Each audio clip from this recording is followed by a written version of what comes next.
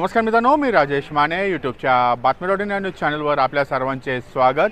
मित्रांनो, पुण्यातील संभाजी पार्कमध्ये आत्ता रोटरी डिस्ट्रिक्ट 3131 यांच्या वतीने ग्रीन एक्सपो 2026 याचं आयोजन करण्यात आलेलं आहे. 28 फेब्रुवारी आणि 1 मार्च असे 2 दिवस हे एक्झिबिशन बालगंधर्व आपल्याच्या शेजारी संभाजी पार्कमध्ये आयोजित करण्यात आलेलं आहे. या एक्झिबिशनमध्ये नक्की काय काय होणार आहे याची माहिती आता आपण घेणार आहोत. नमस्कार, मी केशव तामनकर आणि रोटरी डिस्ट्रिक्ट 3131चा मी डिस्ट्रिक्ट डायरेक्टर आहे आणि हा प्रोजेक्ट आहे तो ग्रीन सोसायटी.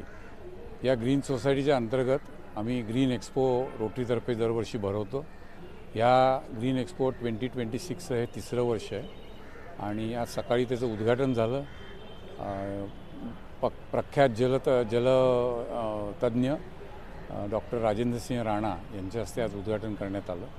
यावर्षीच्या एक्सपोमध्ये 80 स्टॉल आहेत. त्याच्यामध्ये आम्ही solar, rain water harvesting, composting, plantation, organic food, recycle product अशा खूप वेगवेगळ्या प्रकारचे स्टॉल्स आहेत. काही इनोव्हेटिव्ह प्रॉडक्ट्स आहेत आणि त्याचबरोबर आम्ही या 2 दिवसामध्ये या एक्झिबिशनमध्ये आणि एक्सपोमध्ये 10 NGOंची एक्सपोर्ट टॉक्स ठेवलेले आहेत आणि त्यामधलं एक टॉक आपल्या प्रेरणा एनर्जीचं आहे आणि ते पर्टिक्युलरली त्या energy conservation current and future या टॉपिकवर ते बोलणार आहेत. So we are looking forward की हे for listening to Prerna people. Exhibition आज आणि उद्या 28 फेब्रुवारी आणि 1 मार्च हे 2 दिवशी चालेल. 2 दिवसाच्या एक्झिबिशनमध्ये उद्याच्या दिवशीच्या समारोपाच्या वेळी आम्ही पुण्यामधल्या 4 कंपन्यांना ग्रीन CSR अवॉर्ड देणार आहोत आणि त्या कार्यक्रमाचे अध्यक्ष असतील mister Arvind Goyal. He is a vice chairman of Tata Autocomp systems.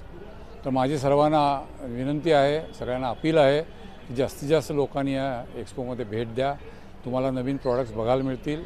या एक्सपोचं उद्दिष्ट असं आहे की जे काही एन्व्हायरमेंट किंवा ग्रीन एरियामध्ये चाललेलं आहे पुणे आणि या आसपासच्या परिसरात, ते सर्व लोकांना एका छत्राखाली प्रॉडक्ट, सोल्युशन्स सगळं बघायला मिळावे आणि त्याचवेळी एक्सपर्ट टॉक पण ऐकायला मिळावेत. याच्या ऑब्जेक्टिव्हनं हे एक्सपो करण्यात आले. रोटरी डिस्ट्रिक्ट 3131 यांच्या वतीने रोटरी ग्रीन एक्सपो 2026 आयोजन करण्यात आलेलं आहे. यामध्ये वेगवेगळ्या क्षेत्रामधले एक्सपर्ट्स जे आहेत, जे ग्रीन एनर्जी संदर्भात आपल्याला माहिती देण्यासाठी आहे आणि आज आता आपण आलेलो आहोत ते खास म्हणजे प्रेरणा एनर्जीचा आता या ठिकाणी एक्सपर्ट टॉक जे एक सेशन आहे त्या सेशनसाठी आपण आलेलो आहोत. चल तर जाऊया त्या एक्झिबिशनमध्ये आता सुरुवात करूयात आणि आता जो या ठिकाणी चर्चासत्र आहे या चर्चासत्रामध्ये सहभागी होणार आहोत. ग्रीन एनर्जीचे वेगवेगळे स्टॉल जे आहेत ते या ठिकाणी आहेत आणि या ठिकाणी त्या संदर्भातली माहिती जी आहे ही आपल्याला दिली जाते. सोलरपासूनचे वेगवेगळे दिवे या ठिकाणी आहेत. या ठिकाणी एक ड्रोन आपण बघतोय.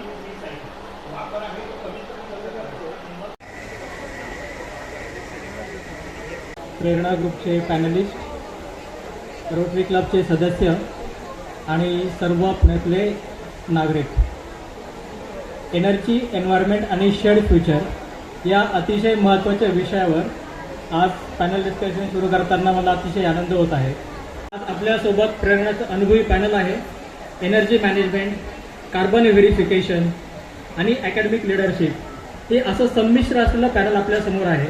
प्रोफेसर डॉक्टर DS गंदे आहेत. त्यांना जवळपास 40 ते 45 वर्ष एनर्जी इफिशियन्सी आणि कॉन्झर्वेशनमध्ये दांडगा अनुभव आहे. वेगवेगळ्या महाविद्यालयांमध्ये आणि विद्यापीठांमध्ये आपण व्हिजिटिंग फॅकल्टी म्हणून जातात, एक्सपर्ट म्हणून जातात. इंडस्ट्रीमध्ये आपण ॲडवायझरी बोर्डवर आहात आणि किर्लोस्कर प्रोजेक्ट इंजिनिअरिंग डिव्हिजन येथे आपण व्हाईस प्रेसिडेंट म्हणून बरेच वर्ष काम केलेलं आहे. दुसरे दांडगा व्यक्तिमत्व म्हणजे कानिटकर सर, की ज्यांना 55 वर्षाचा अनुभव आहे. तिसरे पॅनलिस्ट डॉक्टर अस्मिता मराठे, जे माझ्या एनर्जीमध्ये युनिव्हर्सिटीमध्ये सिनियर्स पण होत्या. चौथे पॅनलिस्ट डॉक्टर सचिन आरगडे, जवळपास 15 वर्षाचा USA मध्ये प्रोफेशनल म्हणून आणि अकॅडमिशियन म्हणून त्यांना बराचसा अनुभव आहे. प्रेरणा एनर्जी सोसायटीतर्फे हा कार्यक्रम आयोजित केलेला आहे. प्रेरणा एनर्जी सोसायटीतर्फे चेअरमन म्हणून मी सर्वांचं स्वागत करतो. आमचे सदस्य आणि जे या सगळ्या इव्हेंटचे मध्ये इन्व्हॉल्ड आहेत ते आमचे केशव कानवणकर यांचे आभार मानतो. त्यांनी आमचा हा कार्यक्रम या इव्हेंटमध्ये ठेवल्याबद्दल सर्वांचे आभार मानतो. बेसिक म्हणजे मूलभूत प्रश्न आहे. जेव्हा आम्ही एनर्जी कॉन्झर्वेशन म्हणजे ऊर्जा बचत शिकवायला सुरुवात करतो त्यावेळेला पहिला प्रश्न असायचा की ऊर्जा बचत म्हणजे एनर्जी सेव्हिंग म्हणजे एनर्जी कॉन्झर्वेशन. सुरुवातीला आपण एनर्जी सेव्हिंग म्हणायचो, त्याला ऊर्जा बचत म्हणायचो. त्याच्यानंतर त्याचं नाव असं हळूहळू बदलून प्रोफेशनली झालं एनर्जी कॉन्झर्वेशन. ते एनर्जी कॉन्झर्वेशनमध्ये कुठल्याही पद्धतीने तुम्ही जर तुमच्या ॲक्टिव्हिटीमध्ये एनर्जी वाचवली, एनर्जीची कपात कमी केली, एनर्जी चा आपण उपयोग वापरला चांगला तर एनर्जीची आपली जी रिक्वायरमेंट आहे ती कमी होते. एनर्जीची रिक्वायरमेंट करणारी कमी झाली की त्याचे बरेच बेनिफिट्स असतात. तुम्हाला इन्स्टॉल त्याचे इलेक्ट्रिसिटी जनरेटिंग कपॅसिटी कमी करावी लागते. तर अर्थातच त्याच्यात लागणारा उर्जा खर्च कमी येतो आणि त्याच्या कोळसा म्हणा किंवा हायड्रो इलेक्ट्रिक कमी होतं. एनर्जी ऑडिटर म्हणून मी साधारण 1992 साली कामाला सुरुवात केली. त्याच्याबरोबर इंडस्ट्रीचा एक्सपिरियन्स होता. पण त्यावेळेला इंडस्ट्रीमध्ये लोकांच्याकडं जाऊन energy efficiency through energy audit हा कन्सेप्ट पोचवण्याचं काम आम्ही सुरू केलं. त्यावेळेला लोकांच्याकडं जाऊन इंडस्ट्रीमध्ये जाऊन त्यांच्या मागं लागायला लागायचं. आज मात्र परिस्थिती बदललेली आहे. लोक शोधतायत की कोण माझं असं काम करून देईल की ज्याच्यामुळं माझी एनर्जी वाचेल, ज्याच्यामुळं माझी सस्टेनेबिलिटी वाढेल, ज्याच्यामुळे माझं एन्व्हायरमेंटल फ्रेंडली ऑर्गनायझेशनची इमेज तयार होईल. हे लोक आता म्हणजे इंडस्ट्री आणि लोक शोधायला लागलेली आहेत. पूर्वी जे काम आम्हाला लोकांच्या किंवा इंडस्ट्रीच्या मागं लागून त्यांना उद्योग करायला लागायचं की आता तुम्ही एनर्जी ऑडिट करून घ्या, म्हणजे स्वार्थ आणि परमार्थ या दोन्ही गोष्टी घडून तुमची खर्चाची मदत होईल आणि परमार्थ म्हणजे कार्बन इमिशन कमी होईल. या दोन्ही गोष्टी तुम्हाला सायमल्टेनियसली करता येईल. सो कार्बन फूटप्रिंट म्हणजे एखादी वस्तू तयार करताना, वस्तू किंवा सेवा, तर ती तयार करताना जे रॉ मटेरियल वापरतो, ट्रान्सपोर्टमध्ये जे फ्युएल वापरतो म्हणजे एनर्जी, जे एनर्जी कन्झम्पशन होतं, कंबशन होतं, जो ग्रीन हाऊस गॅस किंवा कार्बन एमिशन होतं, या सगळ्यांचा लेखाजोखा आणि ती वस्तू मॅन्युफॅक्चर होताना म्हणजे raw material to your finish product हे सगळं होताना किती एमिशन झालं आहे याचा सगळा लेखाजोखा म्हणजे carbon footprinting of that product. Climate change is not reversible I say. म्हणजे जेव्हा पृथ्वी फॉर्म झाली तेव्हा जे काही आच्छादन होतं गॅसेसचं त्याच्यामुळे निदान जीव निर्माण झाला राईट. आता पूर्ण पृथ्वीचं जे ॲव्हरेज टेम्परेचर आहे ते अराउंड 15 डिग्री सेंटीग्रेड असेल ऑन एन ॲव्हरेज टेम्परेचर. आपण जेव्हा ग्लोबल वॉर्मिंग होतं आहे असं म्हणतो आणि क्लायमेट चेंज म्हणतो, पॅरिस ॲक्शन म्हणतो, तर प्री इंडस्ट्रियलायझेशन एरा जे होतं 1990च्या आधी जे टेम्परेचर होतं 13.5 डिग्रीज त्याच्यावरती आपल्याला 1.5 ते 2पर्यंत जायचं आहे असं म्हणतो आपण. पण ग्लोबल वॉर्मिंग जे कंटिन्युएशनमध्ये चाललं आहे, जेवढं इंडस्ट्रियलायझेशन वाढणार तेवढं ग्लोबल वॉर्मिंग होणार आणि हा चेंज रिव्हर्सिबल तर नाही आहे पण तो सस्टेन ठेवू शकतो. दोन गोष्टी आहेत. एक म्हणजे इन्स्टिट्यूट किंवा एज्युकेशन ज्या युनिव्हर्सिटीज आहेत फॉर दॅट मॅटर यांना काही गोष्टी आता मॅन्डेट यायला लागल्यात गव्हर्नमेंटकडे. म्हणजे नीती आयोग म्हणजे जेव्हा जे सस्टेनेबल डेव्हलपमेंट गोल्स होते ते भारतामध्ये नीती आयोगाच्या कंप्लायन्सनी भारतामध्ये आले आणि आल्यानंतर त्यांनी हळूहळू सस्टेनेबल डेव्हलपमेंट गोलमध्ये क्लिअरली मेन्शन केलं होतं की याच्यामध्ये अकॅडमी आणि ॲक्टिव्ह रोल प्ले करायचा. आता अकॅडमी आणि ॲक्टिव्ह रोल प्ले करायचा हे नुसतं सांगून होत नाही, तर AICTE has to push it. So AICTE is pushing it through various methods. म्हणजे AICTE म्हणजे जी शिक्षण इंजिनिअरिंग इन्स्टिट्यूट्सना रेग्युलेट करते. ऑल इंडिया टेक्निकल एज्युकेशनची जी काउन्सिल आहे ती दॅट इज AICTE. सो त्यांनी ते मॅन्डेट केलं सगळ्या इन्स्टिट्यूटला की you have to implement it. हा जो भाग आहे हा कंप्लायन्ससाठी असतो. काही नियम पाळायचे असतात, ते तुमच्यावर लादलेले असतात, ते कंपल्शन असतात. त्याच्यातनं पर्सनल बेनिफिट असा काही असेल असं नाही. पण रेप्युटेशन एका ठराविक लेवलवरती गेल्यानंतर माणसाला reputation is something which is more important than the compliance. जसं आपण सगळ्यांनी डिस्कस केलं, एनर्जी कन्झर्वेशन, वेस्ट सेग्रिगेशन, पाण्याचा योग्य वापर म्हणजे आणि जेवढं लागतं आहे तेवढंच वापरा. मग फक्त तुमची क्रयशक्ती आहे म्हणून वस्तू घेत जा आणि नंतर वापर नाही आहे म्हणून टाकून द्या, याचा काहीच अर्थ नाही आहे. So conserve all types of energy, all types of resources whatever are available. तर that is the only message I can give. ह्याच्यामध्ये दोन गोष्टी होत आहेत आणि करू शकतात अजून जास्त. Instead of tick marking on everything, educational institutes can actively create curriculums which actually mean to serve the need of the society, that is energy conservation and energy efficiency. प्रत्येक सब्जेक्टला, प्रत्येक गोष्टीला त्याचा जर का फ्लेवर दिला तर इट इज पॉसिबल आणि हे एज्युकेशनल इन्स्टिट्यूट्स करू शकतात very easily. It's just revising the curriculum. दुसरी गोष्ट, यूथ दॅट इज फ्युचर, त्यांचे लाईफस्टाईल चॉईसेस कसे असले पाहिजेत हे समजावून सांगण्याचं सगळ्यात गोल्डन टाईम विथ एक्सपेरिमेंट्स आणि विथ प्रूफ्स हे एज्युकेशनल इन्स्टिट्यूटच्या हातात असतं आणि तो वेळ ते त्या कारणासाठी लावू शकतात. मी एक 20 वर्षापूर्वीचा रेफरन्स देतो. 20 वर्षापूर्वी प्रेसिडेंट अब्दुल कलाम पुण्यात आले होते.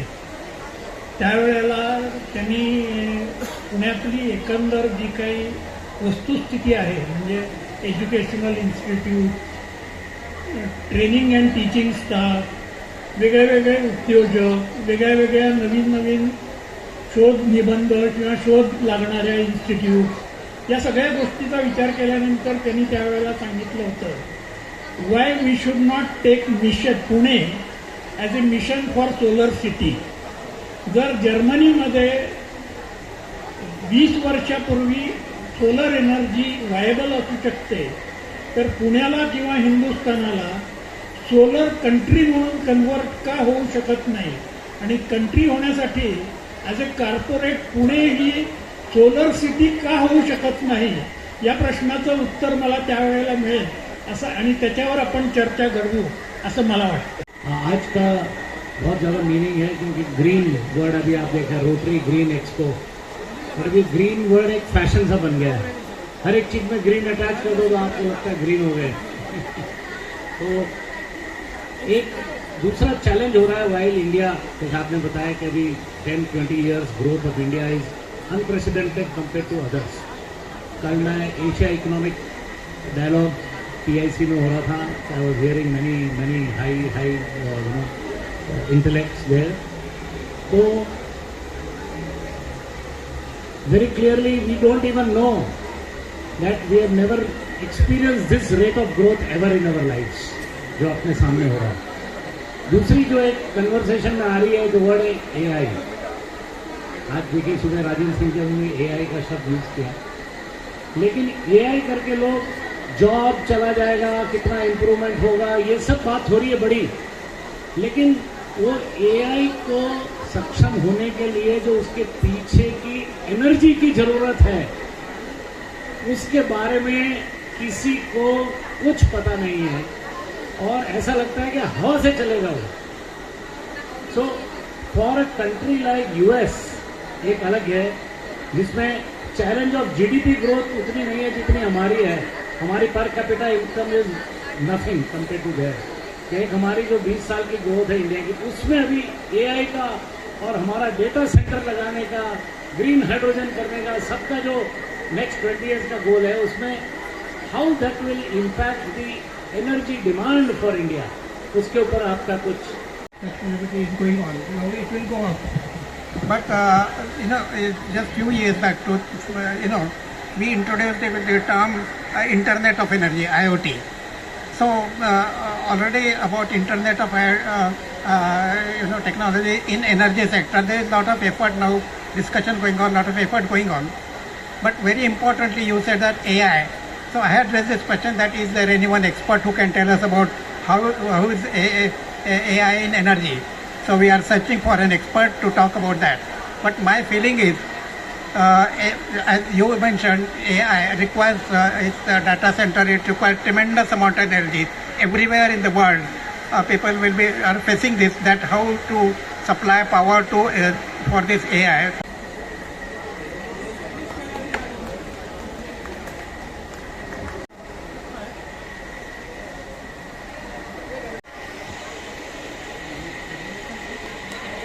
नमस्कार, मी doctor Sagar Dhage, associate member of Prerana energy professional society limited. Prerana ग्रुपला आज इथे एक चांगला प्लॅटफॉर्म भेटला. आज आम्ही पॅनल डिस्कशन केलं energy, environment and share future या विषयावरती. या विषयावर प्रेरणातर्फे 4 पॅनलिस्टनी सहभाग घेतला आणि मॉडरेटर म्हणून जबाबदारी माझ्याकडे होती. तर सध्या एनर्जी, एन्व्हायरमेंटमध्ये काय काय गोष्टी चालू आहेत, सोसायटीपासून इंडस्ट्रीपर्यंत आणि इंडस्ट्रीपासून तर ॲकॅडमीमध्ये काय काय गोष्टी करता येण्यासारख्यात आणि काय काय गोष्टी करायला पाहिजे या विषयावरती बरीचशी चर्चा केली.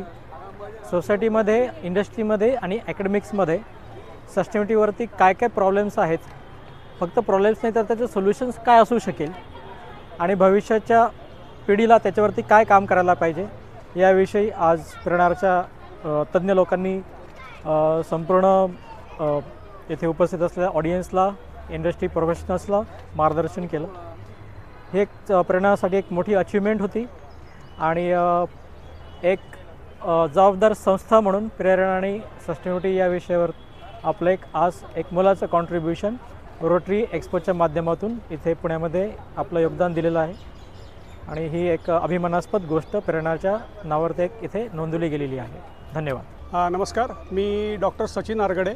मी इथे प्रेरणा एनर्जी सोसायटीनी जे पॅनल डिस्कशन ठेवलं होतं, रोटरीचं जे ग्रीन एक्सपो होतं त्याच्यामध्ये ॲज अ पॅनल मेंबर म्हणून होतो.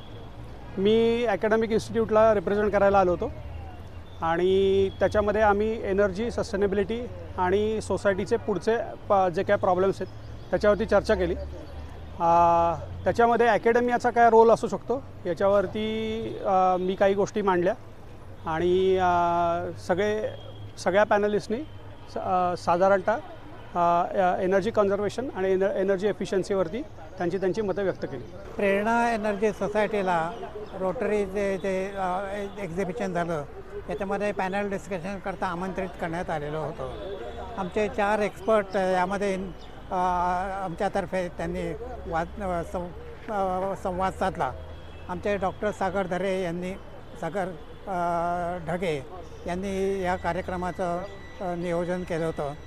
मी धनंजय गंदे, माझे कलिग मिस्टर वृद्धलाल कनेटकर, आमचे सहकारी मिस्टर डॉक्टर सचिन अरकोडे आणि डॉक्टर स्मिता मराठे यांनी याच्यामध्ये भाग घेतला.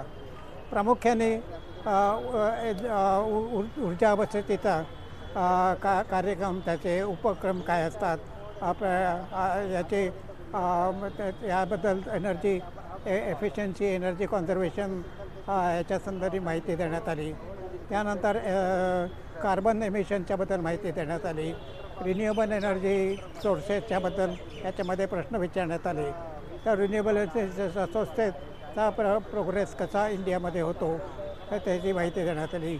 इंडस्ट्रीमध्ये याचं काय महत्त्व आहे ऊर्जा बचतीचं आणि इतर क्षेत्रांमध्ये काय महत्त्व आहे, म्हणजे घरगुती क्षेत्रामध्ये, सोसायटीजमध्ये, कॉर्पोरेट सेक्टरमध्ये, इंडस्ट्रीजमध्ये या एनर्जी एफिशियन्सी, एनर्जी कॉन्झर्वेशनचा कशा तऱ्हेने त्याचा उपयोग होतो यासंबंधी प्रश्न विचारण्यात आले.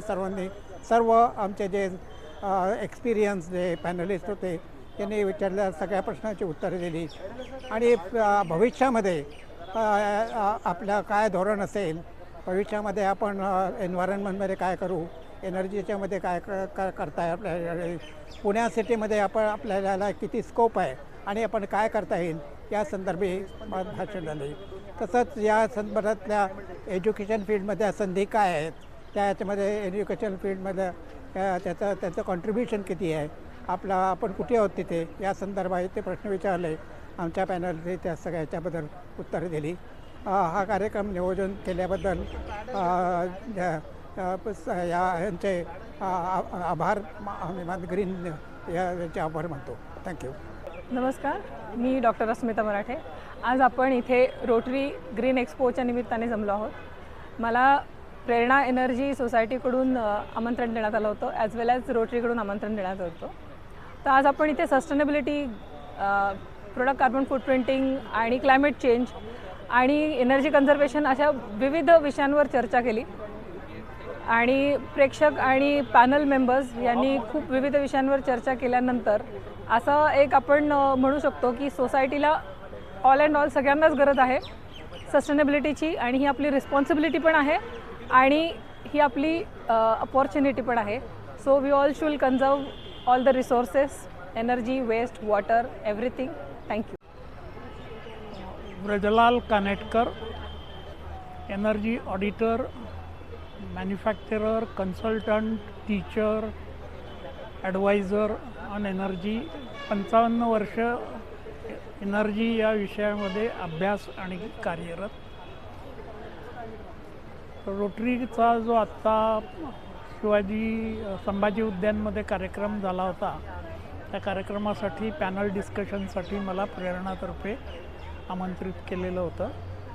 मी प्रेरणाचा फाउंडर मेंबर आहे. प्रश्न होता की उद्या काय. एनर्जी या विषयावरती चर्चा करायला लागल्यानंतर एनर्जी हा कॉम्प्लेक्स विषय निर्माण झालेला आहे. पूर्वीसारखा एनर्जी हा फक्त इंधन आणि वीज एवढ्यापुरता मर्यादित न राहता तो आता वेगवेगळ्या भागामध्ये विभागला गेलेला आहे आणि त्याची एफिशियन्सी आणि अवेलेबिलिटी म्हणजे सिक्युरिटी आणि त्याची कार्यक्षमता या दोन्ही गोष्टी अत्यंत महत्त्वाच्या आहेत आणि त्या सर्वायवलसाठी म्हणजे इंडस्ट्रियल सर्वायवल ॲज वेल ॲज इंडिव्हिज्युअल सर्वायवलसाठी पुढच्या आयुष्यामध्ये प्रत्येक माणसाला आवश्यक आहेत आणि त्या आवश्यकतेच्या दृष्टीने आपण काय पावलं उचलावीत आणि त्याच्यासाठी काय काय करता येण्यासारखं आहे याच्याबद्दल प्रत्येकाचे विचार होते. माझेही काही याबद्दल विचार होते, ते मी मांडले.